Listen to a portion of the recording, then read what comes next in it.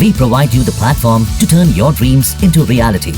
Give wings to your aspirations with KR Mangalam University. Kashmir में 370 धारा के हटने से पहले आतंकियों का एक मॉड्यूल था कि वो 4, 5, 6 की संख्या में आते थे और आके जानकारी लेने के बाद और लोकल सपोर्ट से वो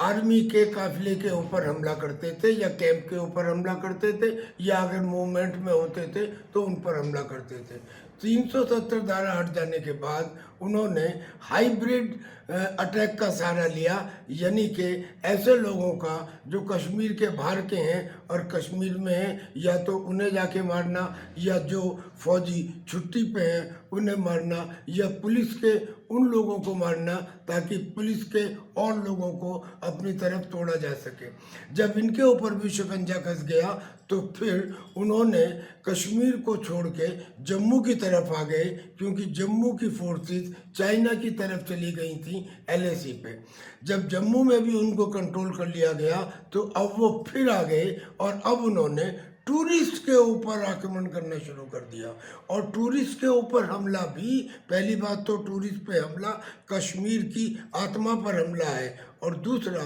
उनको ये कह के गोली मारना कि तुम हिंदू हो इसलिए गोली मार रहे हैं। इससे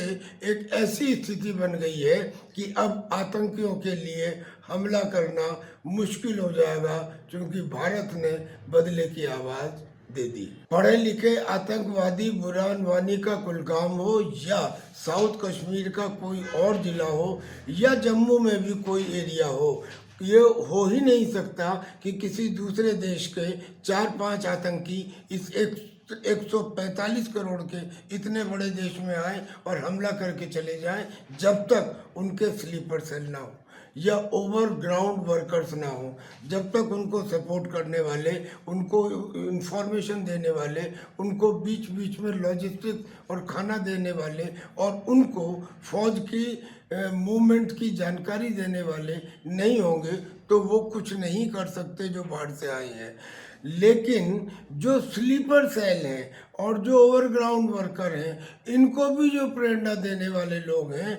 वो इसके लिए ज़्यादा जिम्मेदार हैं, जिसे हम कहते हैं घर का भेदी लंका डावे। ऐसे ही लोग कश्मीर में हैं जो ये कहते हैं कि पाकिस्तान ने चूड़ियाँ नहीं पहन रखी,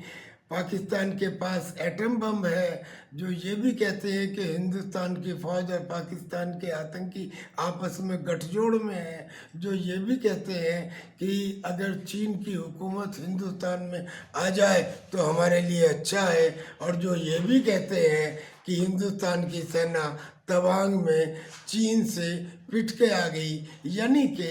इस किस्म के लोग जो राजनीति में हैं और जो इन स्लीपर सेल और ओवरग्राउंड वर्कर का मनोबल बढ़ाते हैं, शिकंजा तो उन पर कसा जाना चाहिए। न्यूज नेशन अब व्हाट्सएप पर खबरों के ताजा अपडेट के लिए न्यूज नेशन के इस QR कोड को स्कैन करें।